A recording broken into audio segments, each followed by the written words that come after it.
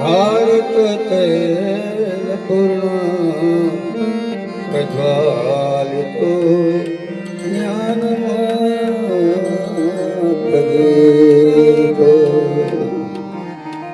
ગુરુ બ્રહ્મા ગુરુ વિષ્ણુ ગુરુદેવો ગુરુ સાક્ષાત પરબ્રહ્મ તસ્मै શ્રી ગુરવે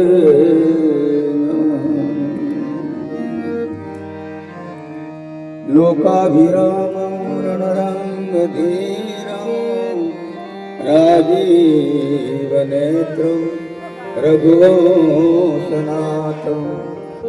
કારુણ્યરૂપં કરુણાકરં શ્રીરામચંદ્રં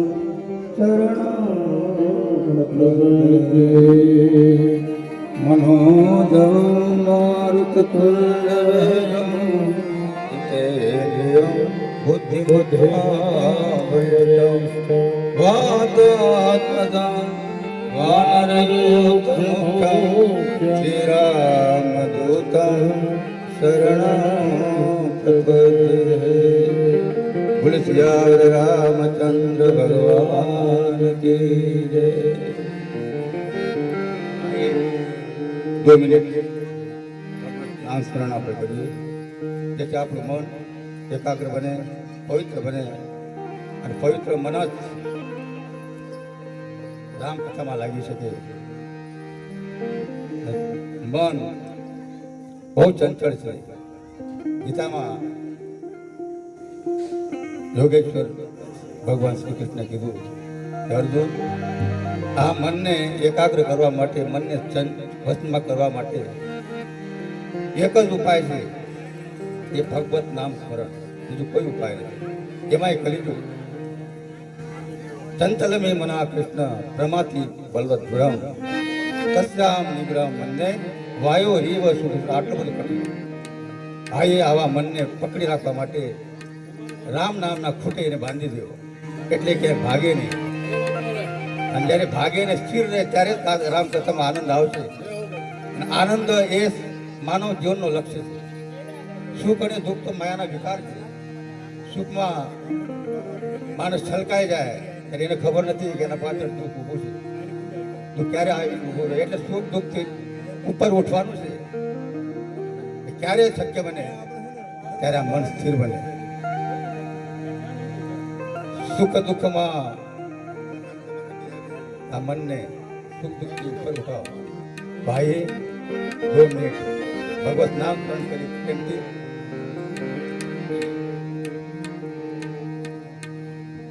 શ્રી રામ જય રામ જય જય રામ.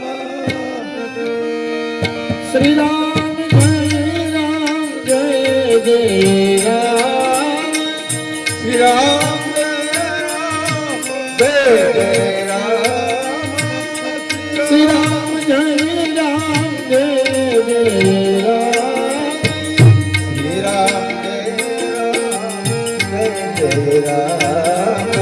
શ્રી રામ જય રામ જય જય રામ. શ્રી રામ જય રામ જય જય રામ.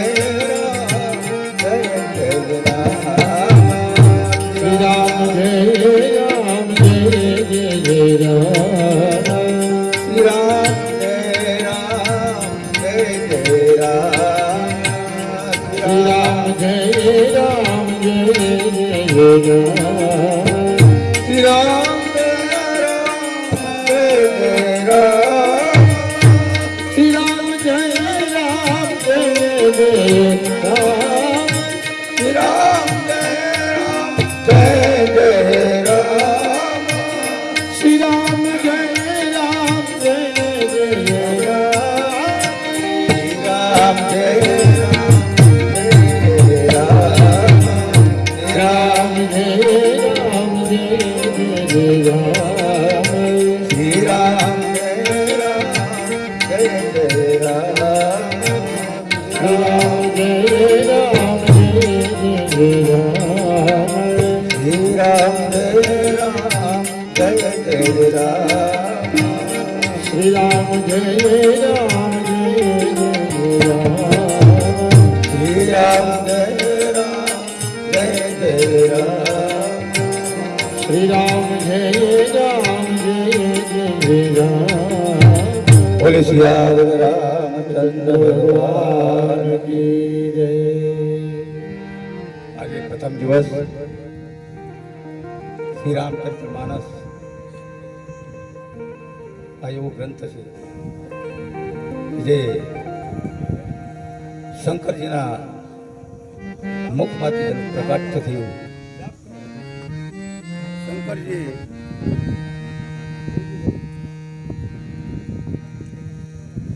શંકરજીના જટામાંથી ગંગા પ્રગટ થઈ એ ત્રિલોકના પાવન કરે છે. ત્રિલોકને પાવન કરનારી આ ગંગા. અને બીજી ગંગા છે મહાદેવજીના મુખમાંથી પ્રગટ થઈ, જીવામાંથી પ્રગટ થઈ. અને એ ગંગા સકલ લોક જગ પાવની ગંગા. આ ગંગા તો ભાગીરથી ગંગા જે 60,000 પૂર્વજોને જેને મુક્તિ આપી. અને આ ગંગા તો સકલ લોક જગ પાવની ગંગા. તો આ ગંગા આજે માણિકવાડાના પાદરમાં પ્રગટ થઈ છે. શિવજીના મુખમાંથી એ પ્રભાવિત થઈ એ ગંગામાં અવગાન કરવા માટે, ડૂબકી લગાડવા માટે આપણે સૌ 9 દિવસ સુધી આવી અને એમાં ડૂબકી લગાડી આપણા જીવન ધન્ય બને, પાવન બને. આપણા પાપ, તાપ, સંતાપ એ બધું જ નાશ પામે. એટલા માટે આ ગંગાની બહુ મહિમા છે. આજે શોભાયાત્રામાં મેં જોયું માતા બહેનોએ રામચરિત માનસ આપણા મસ્તક ઉપર ઉપાડી, એનો ભાર ઉપાડી આખા ગામમાં શોભાયાત્રામાં જોડાયા. વારા પરથી મસ્તક ઉપર આ ભાર ઉપાડ્યો. આ કેવલ ગ્રંથ નથી. જેમ શ્રીમદ ભાગવત મહાપુરાણ એ કેવલ શબ્દો નથી, એ વાંગ્મય સ્વરૂપ, સાક્ષાત શ્રી કૃષ્ણ ભગવાનનું વાંગ્મય સ્વરૂપ છે. ત્યારે ભગવાન પ્રભુ યોગેશ્વર ત્યારે પ્રાચીમાં પીપળાના હેઠે ડાવા પગ ઉપર, જમણા પગ ઉપર ડાવો પગ રાખીને આરામ કરતા હતા. બધા યાદવ કુળનું બધું નાશ થઈ ગયું હતું. આપસમાં બધા પરસ્પર લડીને નાશ થઈ ગયું હતું. હા, એને દુર્વાસા મુનિના શ્રાપને લીધે પછી ઉદ્ધવને ભગવાન શું કહે છે જાતા જાતા, ઉદ્ધવ ગળગળા થઈ જાઓ, પરમાત્માના ચરણમાં પડી કે મહારાજ હવે કલિયુગ આવે છે, આપ તો સ્વધામ પધારવાની આપ તૈયારી છે. તો આપ ગયા પછી આ કલિયુગના જીવોનું કલ્યાણ કેમ થાય? ધર્મ ક્યાં રહેશે? ક્યાં કોનો આશ્રય લે? ત્યારે ભગવાન પોતે બોલ્યા છે કે ઉદ્ધવ, હું તો જાઉં છું, મારો કાર્ય પૂર્ણ કરીને હું જાઉં છું. પૃથ્વીનો ભાર હળવો કરી દીધો, જે માટે હું આવ્યો હતો એ કાર્ય પૂરું કરીને હું જાઉં છું. પણ હે ઉદ્ધવ, આ કલિયુગના જીવોનું કલ્યાણ કરવા માટે મારું આ સ્વરૂપ, મારું આ તેજ શ્રીમદ ભાગવતમાં પધરાવું છું. સાક્ષાત આ ગ્રંથને સાક્ષાત ભગવાનનું સ્વરૂપ માની અને એમાં જો આપણને જીવનના સૂત્રો મળે છે, જીવન જીવવાની એક ચાવી મળે છે, કળા મળે છે. જીવતા શીખવાડે આ ગ્રંથ. અને એ જીવતા જીવતા આપણે આ જીવનને ધન્ય બનાવે એટલા માટે આ ગ્રંથો. એમ જ શ્રીમદ રામચરિત માનસ પોતે પરમાત્મા સાકેત ગયા પછી હનુમાનજી તૈયાર ન થયા. હનુમાનજી કંઈક મારી નથી આવું કે પ્રભુ તમારી કથા જ્યાં સુધી આ જગતમાં વંચાય, જ્યાં સુધી ત્યાં કથા હશે ત્યાં સુધી હું આ પૃથ્વી પર રહીશ અને તમારા ભક્તોનું રક્ષણ કરીશ. તમારે ધક્કો ખાવો ન પડે. એટલા માટે જ હનુમાનજી આ ભક્તોનું સાધુ સંત કે તુમ રખવારે, ભક્તોનું રક્ષણ હનુમાનજી કરે છે. અને પરમાત્માની કોઈ ચિંતા નથી. જ્યાં કથા હોય ભલાય સામાન્ય કથાકાર એ પણ રામાયણ ખોલીને આમ કથા વાંચે, એમાં કોઈના કોઈ રૂપમાં હનુમાનજી આવીને એનું શ્રવણ કરે. હનુમાનજી જે કથામાં આવતા હોય તે કથામાં 4 ચાંદ લાગી જાય. હા, અને એટલે હનુમાનજી મહારાજ આપ સૌનું રક્ષણ કરે. અને માતાઓએ જે ભાર ઉપાડી જે 5 કિલોમીટર તો ગણી શકાય, 5 કિલોમીટર યાત્રા કરી. શાસ્ત્રમાં કહ્યું છે કે સંત મિલન કો જાઈએ તજ મોહમાન અભિમાન, જો જો પગ આગે ધરો કોટી યજ્ઞ સમાન. સાક્ષાત સીતારામજીને મસ્તક ઉપર મૂકી એ ભારને આ માતા બહેનોએ 5 કિલોમીટર સુધી કેટલા ઢગલા થયા છે. અને સાક્ષાત બત્તેશ્વર મહાદેવના ચરણોમાં એના દર્શને બધા પાધાર્યા છે. તો કેટલા યજ્ઞનું આપણને પૂર્ણ મળ્યું છે. આપણા જીવન માંથી જે આદિ વ્યાધિ ઉપાધિ બધું નાશ પામે. ભાર ઉપાડ્યો ને તો પરમાત્મા આપણા જીવનનો ભાર પોતે ઉપાડે. તમારે કાંઈ ટેન્શન લેવાની જરૂર નથી. એટલે કોઈએ કહ્યું કે આપણું જીવન પરમાત્માને સમર્પિત થયું છે. अब सौंप दिया इस जीवन का सब भार तुम्हारे हाथों में. अब सौंप दिया सब जीवन का सब प्यार तुम्हारे.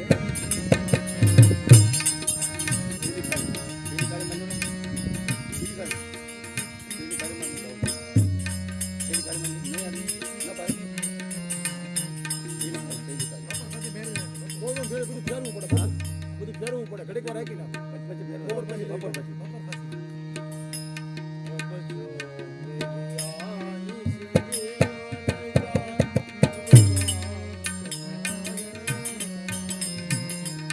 अब हार तुम्हारे हाथों में, हम जीत तुम्हारे हाथों में, है जीत तुम्हारे हाथों में, और हार तुम्हारे हाथों में.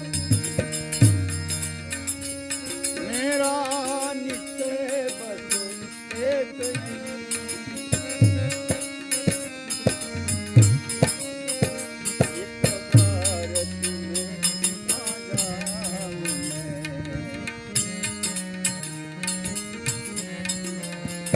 अर्पण कर दूं दुनिया भर का सब प्यार तुम्हारे चरणों में. अब सौंप दिया इस जीवन का सब भार तुम्हारे हाथों में. तो આજથી આરામથી માનસથી ગંગા પ્રવાહિત થઈ રહી છે. અને એમાં આપણે એકાગ્ર ચિત્તે એમાં ડૂબકી લગાવવાની છે. આપણા જીવનના પાપ સાપ સંતાપને ધોઈ નાખવાનું છે. પરમ સુખ પ્રાપ્ત થાય એટલા માટે આપણે સૌ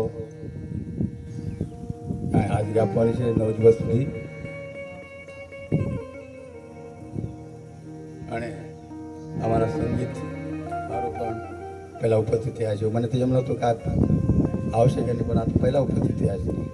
એમાં સરજુદાસજી, અમારા રામાનંદજી, હા, એમાં રાજુભાઈ,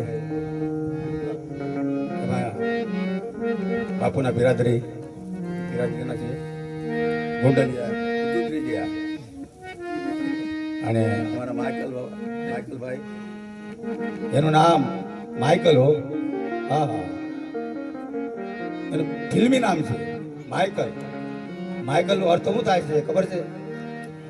મા એટલે નહીં, ય એટલે યકીન, ભરોસો, અને કલ કાલને ભરોસો ન રહ્યું, જે કરવું આજે કરો. કાલનો ભરોસો કરશો તો આ જીવનનો કાંઈ ભરોસો નહીં. કાલ કરે તો આજ કર, आज करे सो आप, और पल में प्रलय हो जाएगा. આ શ્વાસનો આવન હોય ન હોય કાંઈ ખબર નથી. એટલા માટે જે કહે શુભસ્ત શીઘ્રમ. તમે આ બીજું ઝડપી લીધું એમાં એનડી બાપુના નિમંત્રણને માન આપીને આખા ગામમાં બધાને ખબર પડી ગઈ છે આપણી શોભાયાત્રા દ્વારા. અને મને વિશ્વાસ છે કે પરમાત્માના આપણા માવતર એ આપણે અંશી છે. ઈશ્વર જીવ અવિનાશી. એટલી કથા સાંભળવા માટે એ ન આવે એ તો અભાગ્યા કહેવાય. એટલે મને વિશ્વાસ છે અમારા વિઠ્ઠલભાઈ કાચડિયા રસ્તામાં જોડાઈ ગયા હો, આટલા દૂર સુધી હાલીને આવ્યા. અમારા જિજ્ઞેશભાઈ, અમારા એનડી બાપુ જમનો હાથ શરૂઆતથી પ્રારંભથી હા એના મનના એવા વિચારો દૃઢ છે કે નહીં, આ સંકલ્પ દૃઢ છે કે આ કથા કરીને શું પછી આ રવાના થઈ છે. આમનો એક ઉત્સાહ હનુમાનજી મહારાજ ખૂબ શક્તિ આપે. એનડી બાપુનો કોઈ સ્વાર્થ નથી. એના જીવનને હું જોઉં છું, એ ખવડાવવામાં માને છો. એના હારે હું જમ્યો છું, રોટલી લેતા રોટલી ચવાતી નથી, થોડાક ભાત અને એટલું બધું ખાય. નહીં તો ધારે તો એને ભૂખ નહીં લાગતી હોય, પણ એ ખવડાવવામાં જે આનંદ છે ખાવામાં આનંદ નથી. ખાવામાં સુખ છે પણ સુખ હોય ત્યાં દુઃખ આવે. સુખ આવે દુઃખ બે અગ્ગાભાઈ હોય એટલે સુખ મળે. ગુલાબજાંબુ હાર હાર બેનો બનાવે છે, આ ક્લાસ કેવું સરસ બનાવે, હિમરથી આપણે નામ નહીં આવડે, અને કેવું સુખ થાય. પણ એ વધારે ખવાઈ જાય તો પેટ પણ બગડે, આપણે દુઃખ. એટલા એનડી બાપુ બધા ખવડાવવામાં આનંદ મળે. અને એ લક્ષ્ય માટે સૌ આનંદ પ્રાપ્ત કરવા માટે આત્માની ખોરાક છે એક. આ શરીરની ખોરાક હોય, અન્ન બીનું ટકે ને પ્રાણ, અને આત્માને ખોરાક ન આપો તો આત્મા નિર્બળો થઈ જાય. નબળો હોય એના ઉપર આપત્તિના પહાડ તૂટી પડે. માણસ હળકમ હોય એનું કોઈ દુઃખ કોઈ વિપત્તિ એને અસર જ ન કરે. એટલા માટે સુખ અને દુઃખ આ બે રૂપિયાના સિક્કાના બે બાજુ છે. એટલા માટે આ સુખ દુઃખથી ઉપર ઉઠવા કેવી રીતે? સુખ દુઃખ મેં સમતા સાધ રે,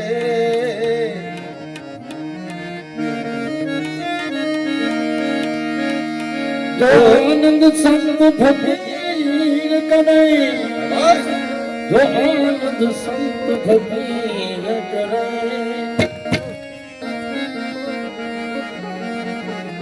वो आनंद नाही अमीरी में जो आनंद साध फकीर करे,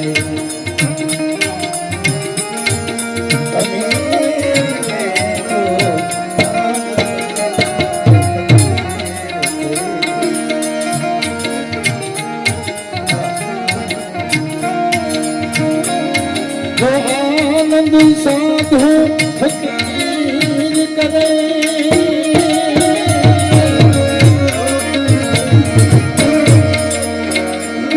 जो आनंद साधु फकीर करे, जो आनंद साधु फकीर करे,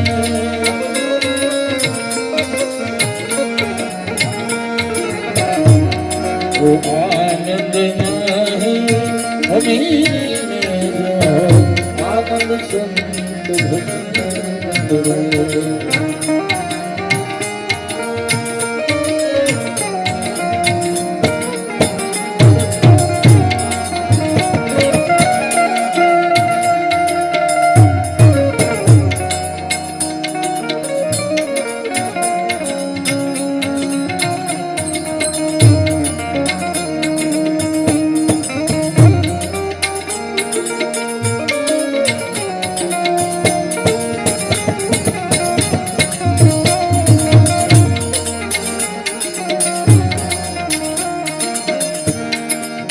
रंग में सेवक रूप है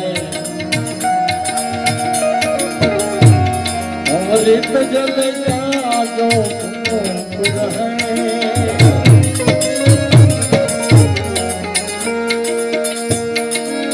अरे सत्कर्म करे साधु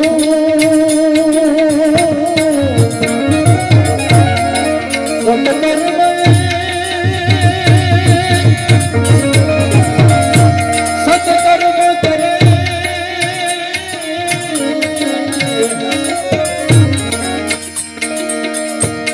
सत्कर्म करे कोई चुप रहे भले काम मिले या धूप रहे भले काम मिले या धूप रहे ये निष्ठो ही बने जग में रहे अलमस्त फकीर ने जो आनंद साध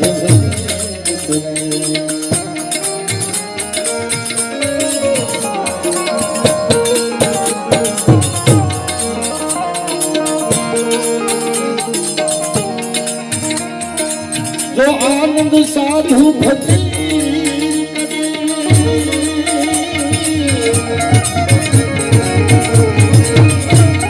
जो आनंद संत भक्ति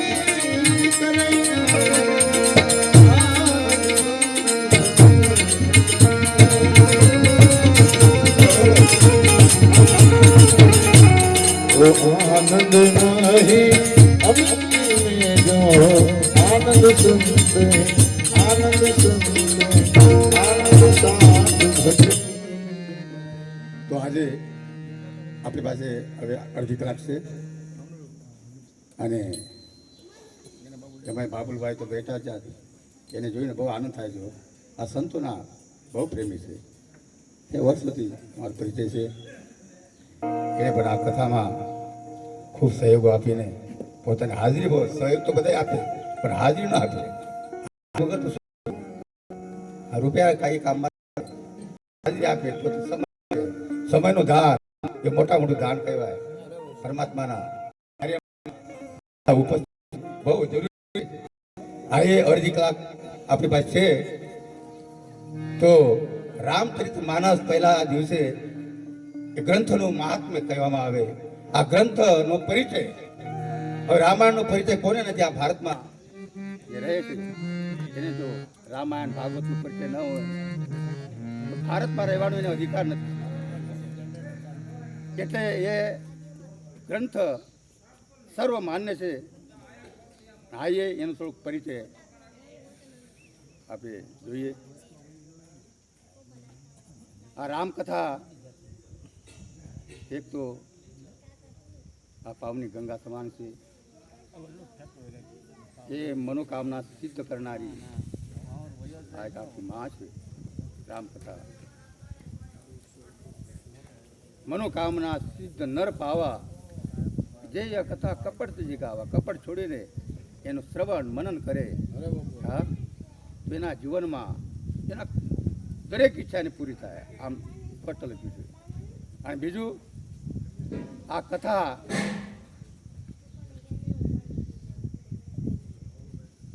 મજ્જન ફલ પેખીએ તત્કાલા.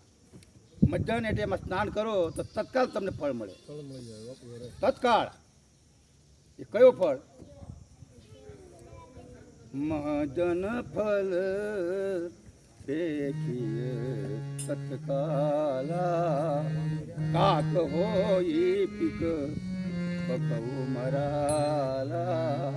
એમાં સ્નાન કરવાથી જેની કાગ જેવી વૃત્તિ હોય કાગડા જેવી વૃત્તિ હોય હા જે બીજાની નિંદા કરતા હોય કઠોર વચન બોલતા હોય એવા વૃત્તિવાળા કાગડા જેવા વૃત્તિવાળા જે કથા સાંભળે ને એ તત્કાલ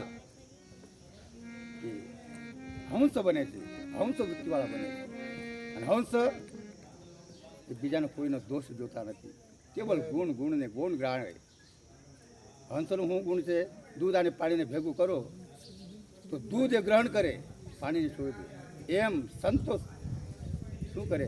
બીજાના અવગુણને હા એનો વિચાર જ ન કરે, એના ગુણનું વખાણ કરે આવા સંતો. એટલે એ વૃત્તિ આપણામાં કેળવાઈ જાય એટલે કાગડામાંથી હંસ માણસ બની જાય. કાક હોય પીક બકર મરાલા. અરે વાલ્મીક નારદ ઘટ જોની. વાલ્મીકીજી ચરિત્ર તો બધાને ખબર જ છે. એ મહાન હત્યારા હતા, કેટલા એને ખૂન કર્યા હતા. એનું નામ રત્નાકર. એ ભયંકર જંગલમાં રહે, જે કોઈ નીકળે એને મારી નાખે, એને લૂંટી લે. એકવાર નારદજી મળ્યા. નારદજી એને ઉપદેશ કર્યો કે ભાઈ તો આટલું બધું પાપ કરે છે, એને પાપ પુણ્ય તો કોઈ ગતાગમ નથી. પાપ એટલે પુણ્ય એટલે કાંઈ ખબર નહોતું, પણ એનું જ્ઞાન નારદજીએ કરાયું કે આ પાપ કરે છે, હા એ કોણ ભોગવશે? તારે એકલાને ભોગવવું પડે. બોલે નહીં, બધા મારો પરિવાર છે, વેચાઈ જાય. બોલે એક વ્યવસ્થા નથી, જે કર્મ કરો એ પોતે જ ભોગવવું પડે. પૂછવા જાય છે, એ તો બધાને ખબર છે, હું તો ટૂંકમાં કહું છું. પૂછવા જાય છે, બધા ના પાડી. પણ તમારું કર્તવ્ય છે અમારો ભરણ પોષણ કરવા માટે, એમાં અમારું ભાગીદાર નથી. પાપ જે કરે એને જ ભોગવવું પડે. આને એને પછી થાક બેસી ગયો, ભય લાગ્યો. તો મારે 28 પ્રકારના નરકો ભોગવવા પડે. તો નારદજીના ચરણો પડી ગયા, ગળગળા થઈ ગયા, આંસુડાથી ચરણ ધોઈને ઢાંક્યા. આમાંથી કાંઈ ઉગારવાનું કોઈ ઉપાય? બોલે એક જ ઉપાય, રામ નામ. રામ નામ અત્યારથી ચાલુ કર, કાલ ઉપર નહીં છોડવાનું. આને એ તારે તે કુવાળો જેનાથી તું બીજાને મારતો હતો ને, એ કુવાળો તું અહીંયા રોપી દે. જ્યારે કોળાય ત્યારે સમજવાનું કે તારા પાપ નષ્ટ થઈ જાય. પછી પહેલાં તો એ મરા ઉલટા નામ જપત જગ જાના. વાલ્મીકી ભાઈ બ્રહ્મ સમાના. મરા જપતા હતા. બોલે મરા તો મરા. અરે મારવાનું જ કામ કર્યું એટલે રામ નામ એને આવડે જ નહીં. મરા કરતા રામ નામ બન્યું, રામ થઈ ગયું. રાફડો ચડી ગયા, હજારો વર્ષો વીતી ગયા. સતયુગનો આ ઇતિહાસ છે. અને પછી બ્રહ્મા વિષ્ણુ મહેશ અનેક વાર એના દર્શને આવ્યા કે બસ ઋષિ હવે તમારું તપસ્યા પૂરી થઈ ગઈ. એનો રાફડો હટાયો અને એમાંથી દિવ્ય શરીર, તપપુંજ શરીર પ્રગટ થઈ ગયું. એને નવું શરીર મળ્યું. હા, એક માતા પિતા આપણે જન્મ આપે એ શરીર, અને ગુરુ આપણે જ્યારે દીક્ષા આપે ને એ શરીર નવું કહેવાય. ત્યારે આપણા પગલાં પરમાર્થ તરફ વળતા હોય ત્યારે આપણું જીવન ધન્ય બને. તો એને નવું જીવન મળ્યું. અને એને રામજીનો હજી અવતારી નહીં થયો એ પહેલાં રામાયણની રચના કરી. આ વાલ્મીકીજી ઉલટા નામ જપ જગ જાના. તો આ મહાત્મ્ય છે કે રામ નામ મહાત્મ છે, અને રામ ગુણગાનનું મહાત્મ છે. ગુણગાન કરો. આ કલિયુગમાં બીજું કોઈ ઉપાય નથી. યહી કલિકાલન સાધન દૂજા, જોગ જગ્ય જપ તપ વ્રત પૂજા. એ કાંઈ થાય નહીં. કર્મ કોઈ વસ્તુ આમાં થાય નહીં. કલિયુગમાં કેવલ એક રામ ગુણગાન અને હરિનામ, આ બે ઉપાય છે. એટલા માટે આવીએ હવે આપણે મંગલાચરણ કરીએ. ત્યારે ક્યારેક લાઈટ જાય તો વાંધો નહીં, હું તો ચાલુ જ રહીશ. તમને સંભળાય કે ન સંભળાય, અને મારું પ્રભુ સંભળે. મારે તો હનુમાનજીને સંભળાવવાનો છે, ભલે લાઈટ જાય. લાઈટ તો હવે જનરેટર છે, એની વ્યવસ્થા છે, એની બાપુ બધી વ્યવસ્થા કરી જ છે. તો આવીએ મંગલાચરણ કરીએ. 7 શ્લોકોમાં બાલકાળનું મંગલાચરણ તુલસીદાસજીએ કર્યું. 7 શ્લોક એ સંસ્કૃત મેં આદર આપ્યું, અને પછી શ્લોકથી લોક સુધી પહોંચાય એ તુલસીદાસજી. કારણ કે શ્લોક તો કોઈ સમજી ન શકે, સંસ્કૃતમાં છે. અને પછી લોક ભાષામાં એ રામાયણની રચના કરી. ભાઈએ આપણે 2-3 શ્લોકનું ઉચ્ચારણ કરીએ. વર્ણાનામર્થ સંગાનામ રસાનામ છંદસામપી મંગલાનામ ચ કર્તારો વંદે વાણી વિનાયકો. ભવાની શંકરો વંદે શ્રદ્ધા વિશ્વાસ રૂપિણો યા વિના ન પશ્યંતે સિદ્ધ સ્વાંતસ્તમીશ્વરમ વંદે બોધમયમ નિત્યમ ગુરુમ શંકર રૂપિણમ યમાશુતોય વક્રોપી ચંદ્ર સર્વત્ર વંદતે સીતારામ ગુણગ્રામ પુણ્યારણ્ય વિહારિણો વંદે વિશુદ્ધ વિજ્ઞાનો કવિશ્વર કપીશ્વરો ઉદ્ભવ સ્થિતિ સંવારકારિણી ક્લેશહારિણી સર્વશ્રેષ્ઠ સીતામ નતો હમ રામલ્લભામ યન માયા વશવર્તિ વિશ્વમુકલમ બ્રહ્માદ દેવાસુરા યત સત્વાદ મૃત્યુ ભાતિ સકલમ રજ્જોયતાય બ્રહ્મા યત પાદ પ્લવમેકમેવ વા બોધિ વંદે હમ તમશેષકારમ કારણ પરમ રામાખ્યમીશમ હરિ. પહેલા શ્લોકમાં વર્ણના સંગાના વર્ણ અને અક્ષર ત્યાંથી શરૂઆત કરી. તુલસીદાસજીએ વાણીની પહેલા વંદના કરી. વાણી એટલે સરસ્વતી. આખો ક્રમ ફેરવી નાખ્યો તુલસીદાસજી. તો ક્રમ તો એવો હોય હમલો હોય સાંભળજો,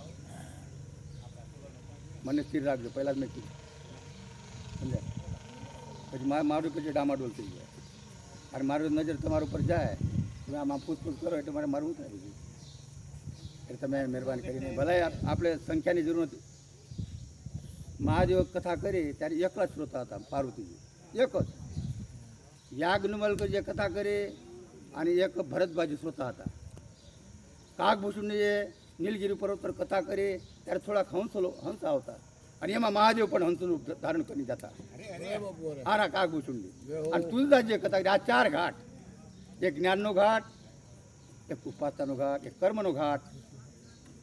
અને તુલસીદાસજી કહે કે આ ઘાટ બહુ અઘરા છે, એમાં આપણું કામ નહીં. મારું તો એક સરળ માર્ગ, સરળ ઘાટ, એમાં બધા જ આવીને જીવનનો આનંદ લઈ શકે, સ્નાન કરી શકે એવો ઘાટ, શરણાંગતિ ઘાટ. એમાં ન કર્મ ના ભક્તિ ના કાંઈ, બસ ભગવાને ભરોસે. ભગવાન જે મને મારાથી કરાવે એ હું કરીશ, આવો એક ભાવ મારા પરમાત્મા છે. મારા પરમાત્મા શરણે રહીને હા, પછી નિષ્ક્રિય નહીં થવાનું કર્મ કરવામાં, જો પાછપાની નહીં કરવાની. પરમાત્માના કાર્યો માટે પોતાનું દેહ પણ હોમી દેવું પડે, હોમી દેવું. આ શરણાંગતિ ઘાટ, સરળ ઘાટ. હવે ચાર ઘાટ, બરાબર. વર્ણાના મરસંગાના, આને તુલસીદાસજીએ ક્રમ ફેરવી નાખ્યો. પહેલાં ગણેશજીની વંદના થાય કે નહીં, બરાબર. કોઈ પણ કાર્ય કરો, કોઈ પણ કાર્ય કરો, વાતું કરવામાં તો આપણે ઘણો સમય છે. આપણે આ પૂરું ત્યાં પછી વાતું કરવાની છે, બરાબર ને. તમને એમ કે બાપુ મારા આમ તરફ જોઈએ ને, મારે જવું પડે. માફી માંગતો પછી તમારે પધાર્યા બહુ આનંદ થઈ ગયો. તો જે બધું આ ભૂલાઈ જાય, સમજાય, એક તાર તૂટી જાય. તો મારું કહેવાનો મતલબ એ છે, હું કહેતો હતો હા